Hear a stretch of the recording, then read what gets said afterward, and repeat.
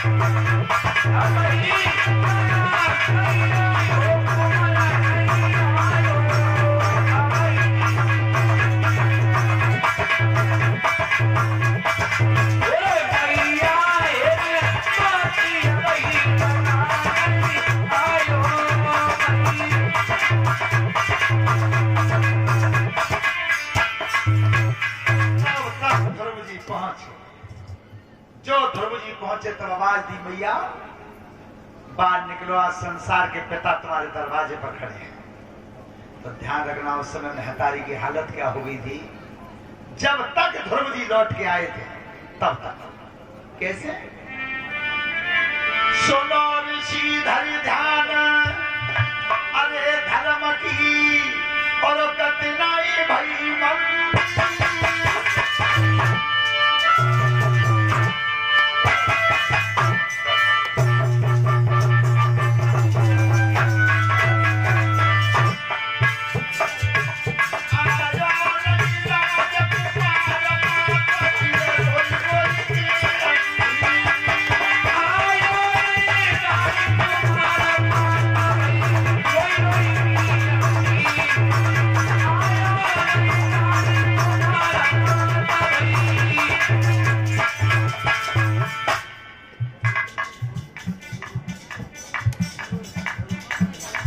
जो भी वर्ण बने 5 वो आ जाए, 5 वर्ण जो बने।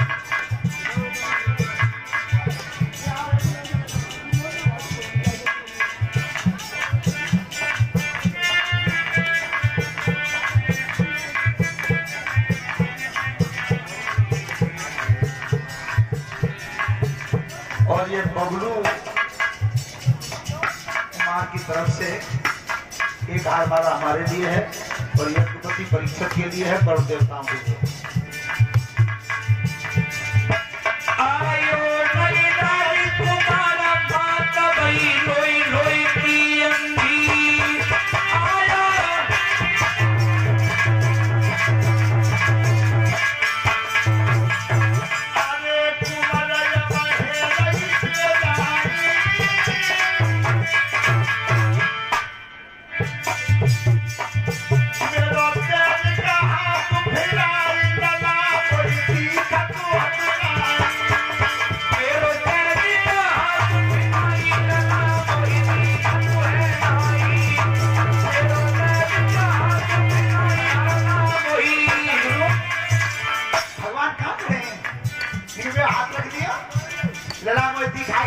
अरे मैया तुझा बेटा के मैं इतनी रोई क्या आंखें से अंधी हो गई। सोता बंदो ध्यान से सुनना, प्रत्यक्ष प्रत्यक्ष करके देख लेना दुनिया में बेटा के गम में निरी माताएं मर गई हैं, भैंतारी बहुत मर गई हैं, पर भैंतारी के गम में आज तक बेटा कोई नहीं मरा। मैया तू इतनी रोई, लेकिन कैसा वो भक्त ध्रुव था और कैसी ध्रुव की भक्ति थी। अरे हाथ जाने नंदों पे धारो और उल्लाओ नाम को नाम लेना में आई रहो मुझियारो, आए रहो राम को नाम लेना में आई रहो मुझियारो, भैया रहो राम को नाम लेना में। हाथ रखा है और भगवान का स्मरण किया, महतारी को दिखाई देने लगा। कलश वाली कन्या खड़ी हो जाए तब गिरगिला अवतों में दिख रहा है। तो ध्यान रखना, उस समय भगवान कह रहे हैं ध्रुव से कि बेटा तू कह दे तो हम जाएं, लेकिन ध्रुव जैसा भक्त आज तक पैदा नहीं हुआ। हजारों बरस तपस्या कर करके मर जाते हैं, पर ठाकुर की एक झलक नहीं देख पाते। और आज वो संसार का स्वामी और 5 साल के लड़का से ये कह रहा है तू कह दे तो हम जाएं। हाँ प्रभु अब जा, तो बेटा तेना पहले तो कुछ मांगो ही ना। देखा होगा तुमने कि हमारे गुरु जी थाली की रामायण गाते थे बहुत अच्छी। तो थाली की रामायण की ये धुन है कि ध्रुव जी ने भगवान से कहा क्या है, कहा मांगता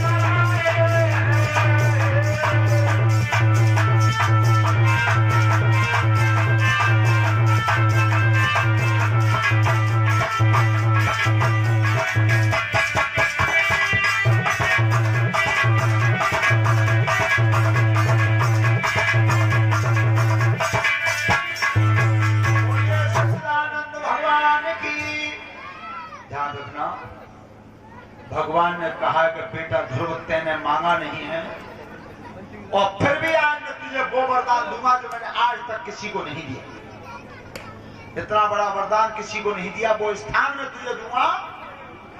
तो ध्रुव जी को मिला क्या है कि ध्रुव जी 36,000 वर्ष तो तुम शासन करोगे, 36,000 वर्ष। और जिस समय इस लोक को छोड़ के जाओगे, ध्यान रखना उत्तर दिशा में तुम्हारे नाम से एक ध्रुव तारा बन जाएगा। ध्रुव तारा, जितने भी ग्रह हैं वो सब अपनी जगह छोड़ जाएंगे, लेकिन ध्रुव तारा कभी अपनी जगह से नहीं हिलेगा, नहीं हिलेगा। ध्यान रखना, ध्रुव जी ने 36,000 वर्ष तक शासन किया था अपने नगर में, 36,000 वर्ष।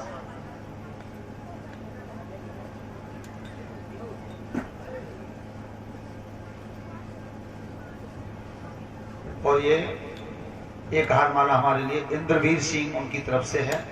परमात्मा सुख समृद्धि देता है, धन्यवाद। आपने देखा हुआ इस समय यज्ञपति महाराज जी खुद कह रहे थे वादन हमारे पास कमरा में, काऊ बद्वे लड़का हो तो काऊ को तो बड़े बाव बालक कह रहे हैं कि डोकर तो छोटे माव रहता है, वो सब कुछ जो कुछ होता है तो छोटे के नहीं देंगे। और काऊ को यहाँ छोटो कह रहे हो कि तो बड़े माव रहते हैं, लेकिन आता नहीं बाबा वो सब तो जो कोई टाला माला आते हैं उन्हें बकसा में सब वो बड़े नहीं देंगे, हमें ना देंगे। बात चलती है घर में, लेकिन सुनो, डोकर या मत है तो धरती में दाखिल खाच बराबर होती है, बराबर होती है। लेकिन पिता का भाव एक बेटा की तरफ चला क्यों जाता है, कभी ये सोचा तुमने? अरे जमीन में मकान में तो हिस्सा बराबर मिलो है, पर नेता ही बाप को भाव एक तरफ क्यों चला गया? गोस्वामी तुलसीदास जी ने समाज का कोई ऐसा पहलू नहीं छोड़ा जिसे अपनी कलम से लिखा नहीं। और देखा होगा तुमने, ये बात आज घर घर में चल रही है, यज्ञपति जी खुद कह रहे। कौन से कहते हो तुम? एक जी कहते हो बाह्य दिन में, हाँ वो ऐसा हो तुम्हें क्यों? क्या शब्द की कीमत तब मालूम पड़े तब इन्हें दारा सिंह पर छोटे का नाम है, इन्हों पर दुबते बालक हो ना, और तब मालूम पड़ेगा तुम्हें एक आए देवगे कि तुम देवगे। सुनो, शांति से बात मत करो। ये बेटाओं के बंटवारे में जो बात आती है, इसे कह रहा तो इस दुनिया में नहीं है। हमारे स्वामी राजेश्वरानंद जी ने बिल्कुल खंडित करके बताया रामायण में, रामचरितमानस में। पर लिखा क्या उन्होंने? तुलसीदास जी ने, एक पिता के विपुल कुमारा,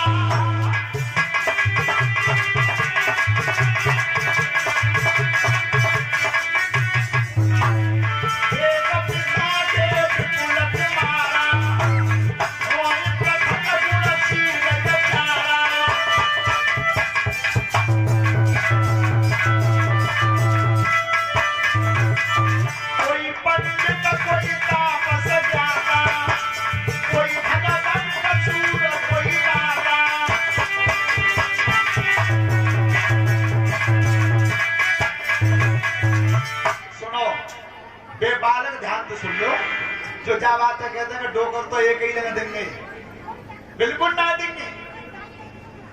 बच्चे बात मत करो, तुमने क्या बात कही है?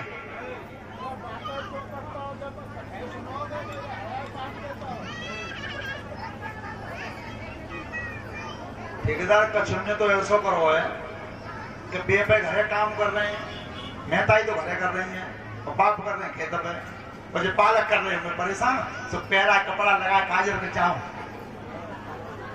ठेकेदार के मूड़न मारियो क्या शास्त्री के मारियो, जाओ कछ तो चाहिए में। ध्यान रखना, एक पिता के विपुल कुमारा होए पृथक गुणशील अचारा। एक बाप पे केव लड़का होए, लेकिन उनके आचार विचार शील और गुण अलग अलग। कोई पंडित कोई तापस क्या था, कोई पंडित बन सकता है, कोई तपसी बन सकता है, कोई ज्ञानी बन सकता है। कोई पंडित कोई तापस गया था, कोई धनवंत सूर कोई दाता, कोई धनवान बन सकता है, कोई छत्री बन सकता है, और कोई दानी बन सकता है। कोई सर्वज्ञ धर्मरत कोई, पर सब पर पिता प्रीत सम, बाप की प्रीत सब पे बराबर होगी। सुन ले, बाप के लिए बराबर होगी प्रीत, लेकिन अंतर कहां पड़ो? जो पितु भगत वचन मन कर्मा, वचन से मन से कर्म से जो बाप का भक्त होता है, बाप के हुक्म को बजाता है, सपने न जाने दूसर धर्मा, वो सपने में भी दूसरा धर्म नहीं जानता, केवल बाप के हुक्म के अलावा। सो सुत लगे पितु प्राण समाना, ये लिख रहे हैं तुलसीदास जी।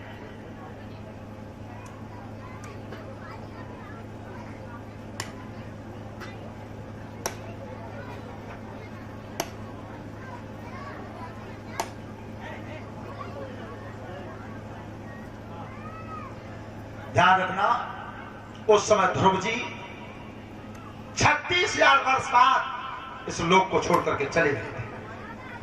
राजा परीक्षित, अब मैं तुम्हारे सामने दैत्य वंश का वर्णन बता रहा हूं कि ये दैत्य वंश कैसे हुआ, राक्षस कैसे हुए, राक्षस वंश कहां से चला। तो जब कश्यप ऋषि के, ध्यान रखना, 13 रानी थी और 12 रानियों के संतान पैदा हो गई, लेकिन एक के नहीं हुई, दिति के। जब दिति के कोई संतान पैदा नहीं हुई, श्रोता बंधु देखो, सब ध्यान से सुने माता पिता, आज के समय में सबसे ज्यादा महत्वपूर्ण चीज रह गई है तो वो है शिक्षा। बच्चों को अच्छी शिक्षा दो, अच्छा पढ़ाओ लिखाओ, पैसा कितना भी इकट्ठा करके रख दो, और संतान अगर योग्य नहीं बनाई है तो वो रुपया वो कितने देना हो। संतान को योग्य बनाना चाहिए, शिक्षित बनाना चाहिए। अब जी रुपया वाली शिक्षा तो दियो मत के, हाई स्कूल की मार्कशीट बन जाते 5,000 में और इंटर की बन जाते 10,000 में। जाए तो अहीर बनवाते हैं, ब्याह में रुपया मांग बेटे, लेकिन वो काम की है। देखो बच्चे सुना, ध्यान से सुनो, ये कितने छोड़ेंगे तो अरे जाए हाथों में देख लो, जब पकड़ के बैठा लो, किने के संग बैठा लो, पकड़ के 1.5 दो खूब मजबूत हो तो अच्छा। देखो बच्चों को हमेशा पकड़ के रखो, कथा में डिस्टर्ब करते हैं ये बहुत। तो एक एक बालक है, तुम एक एक को पे जोर बैठा लो तो जो उधर रह जावे ना होगा। देखो सुनो, एक गणित सुनाया है, आपने देखा होगा मोबाइल पे, स्वामी राजेश्वरानंद जी ने एक गणित बताया, मोबाइल पर कथा आती है, कोई सुनो तो वही तो। रोजाना कथा सुने करो, अच्छे अच्छे विद्वानों की आते हैं मोबाइल पे, बात कोई ना सुन, तुम कान में लीडे लगा ली, रजाई ऊपर तोड़ ली और गानों सुनने, पपीता मजेदार यार तेरी बगिया, जेही का वो रात है ना। तो भैया देखो, हम ठेकेदार ने बुला लें, कब राजी हो कथा सुनवे, हमें कबू बुलाइयो चाहे मत बुलाइयो, पर पंडाल के बीच में कोई अभद्रता मत करो, ये अभद्र चीज मत कर पाओ, चाहे गाय लड़का आवे चाहे लड़की आवे। अरे पंडाल है, ये कथा पंडाल है, व्यासपीठ बनी हुई है, तो गप्पा तो बढ़िया बढ़िया भजन गप्पाओ, कोई बढ़िया कथा गप्पाओ। तो ऐसी चीज शोभा नहीं देती कथा पंडाल व्यास मंच के सामने। तो देखो उन्होंने गणित बताया, बच्चों ने अगर देखा हो कि किसी सेठ ने जब मौत भई यज्ञपति महाराज, तो 19 ऊंट छोड़े, 19 ऊंट घर पे, और उनने वसीयत लिखी कि जो 19 ऊंट मेरे बंध रहे हैं, इनमें से कोई 1/2 हिस्सा तो मेरे बेटा को दे दिए जाए, और 1/4 हिस्सा मेरी लड़की को दे दिए जाए, और 1/5 हिस्सा मेरे नौकर को दे दिए जाए। करो पढ़वे लिखे भाई, कोई हो तो बांट करो। 19 का 1/2 कितने भाई बताओ, पढ़े हुए बालक ना है ना। अब 19 का 1/2 तो 9.5 है, अब 9.5 ऊंट है जाने। जैसी सेठ जी मरे, वो वसीयत खोली, ठेकेदार वसीयत तो ना धरी तय क्यों लिखी, आमद वो खुले उल्टी सूदी त्याय बाद लट्ट बजे, तो जैसी वसीयत खोली, अब पढ़वे वालों ने कही का मामला बिगड़ गया कि चौंक सेठ जी लिखा था नहीं भूल गए। बता 19 का 1/2 9.5 ऊंट है, आधा बा कटे हो, बात कैसे हो, कोई तुक्का नहीं बैठो। तो एक ने होशियार ठेकेदार बार आ रहे, अपने ऊंट पे बैठ के तो उनने वो झगड़ो पड़ो दरवाजे पे, देखो भैया कार पर रही है ना, एक कचना सेठ के कल भी करी गई है। अब बता वसीयत लिखी है 19 ऊँटें कि 1/2 दे दियो लड़के, 1/4 लड़की है, वो 1/5 नौकर है। तो 5 वो तो हो कैसे, न 1/2 है न 1/4 है न 1/5 है। तो भैया 5 तो बन जाओ, अगर तुम कहो तो मैं बना दूं कि बना दो, तुम बना दो। अच्छे अच्छे वकील तो फेल है, कोई कलम काम ही ना कर रही। ठेकेदार ने की मैंने यही करो रोजी ना बात ही बंदे रोज ऐसा करो, तुम हटो सब ने ऊँट लाओ पैर खोले 19 खाने, सो 19 ऊँट ला के ठाड़े कर दे, तो फिर आएगा ठेकेदार अपाई ऊँट पे, तो फिर उपाई मिले दो। अब ऊँट के गए 20 का 1/2 कितना हुआ 10, सो 10 तो दे दे लड़के। 1/4 कितने में 5, सो 5 दे दे लड़की है। क्या भाई 10 और 5 15, और 1/5 जो नौकर देंगे तो 1/20 का 1/5 हुआ 4, तो 10 5 15, 15 और 4 19, 19 को बंटवारा होगा। वो ठेकेदार बोलेगा मैं मुझे दे दो, जाकर ले जा रहे हो। तो गणित ये होना चाहिए, इतना तेज होना चाहिए, ध्यान रखना। तो उस समय जब दिति के संतान पैदा नहीं हुई और महात्मा जा रहे थे समाधि को, और तब वो ये रास्ता रोकते हैं। हमारे पीछे जो भी संत भगवान बैठे हैं कथा में, वो यहाँ आ जाए तखत पर, जो भी महात्मा जी हैं तखत पर आ जाए। तब बोलिए क्या, अरे सौतिल है गली बेटनो पानी,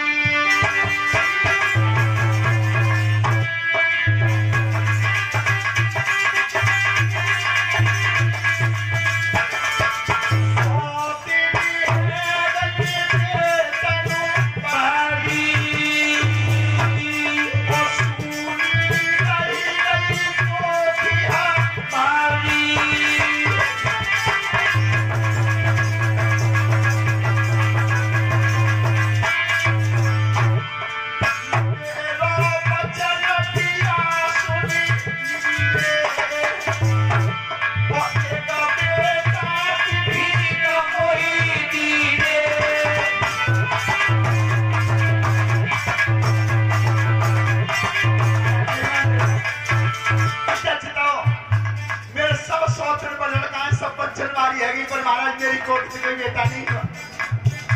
और आज तुम तपस्या करने जा रहे हो, तब मैं तुम्हारे सामने बेटा की भीख मांग रही हूँ। महात्मा क्या कह रही, दिन में जो संयोग मिला है और राक्षस तुम्हारा युद्ध किया है,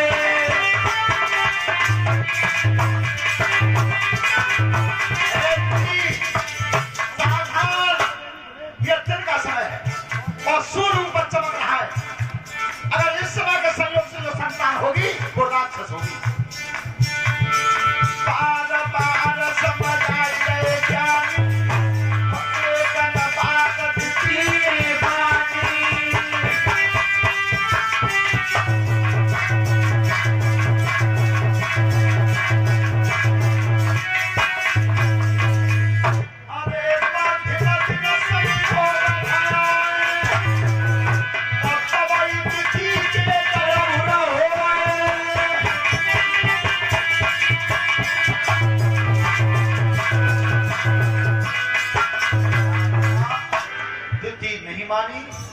संत के संयोग से तिथि के उदर में गर्भ रहा। महात्मा तपस्या करने चले, लेकिन वो गर्भ नहीं जन्मा। और ध्यान रखना, जन्मा नहीं तो किसने कितने दिन नहीं जन्मा, जो तिथि के गर्भ आया था वो।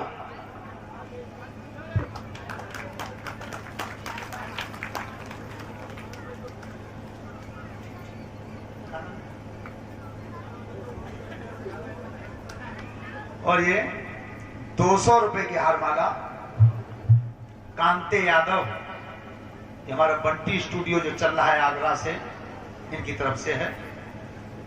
परमात्मा इनके बंटी स्टूडियो यूट्यूब चैनल को आगे बढ़ाता रहे। धन्यवाद। ध्यान रखना, ये गर्व जो रहा था तिथि के, ये गर्व जन्मा कितने दिन नहीं। इसमें हमारे गुरुजी एक साखी बोलते थे तिथि के गर्व पे। कौन सी? अरे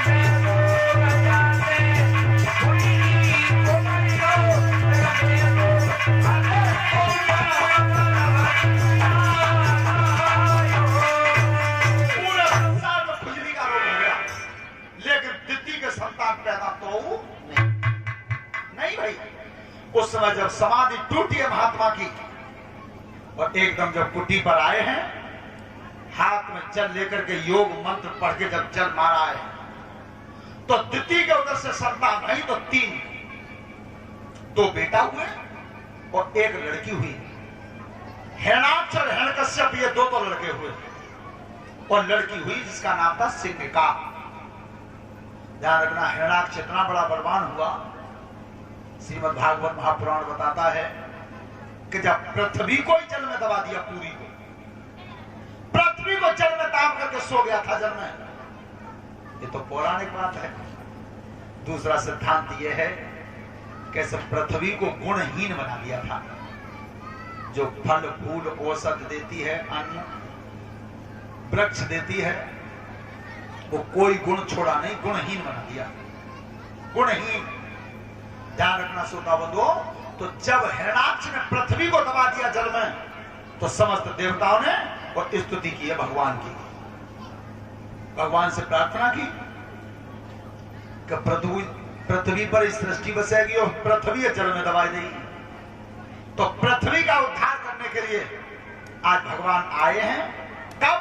जब ब्रह्मा जी को एक छींक आई है, तब जो छींक आई, नाक के रास्ता से अंगूठा के बराबर जीव निकला। और आकृति कैसी थी? सूअर जैसी। देखते ही देखते वो सूकर आकाश में बढ़ने लगा। बोलिए सूकर भगवान की। सूकर भेष में आए और जब जल में भीतर गए तो वो पापी पृथ्वी को दबाए बैठा था। भगवान क्या करते थे?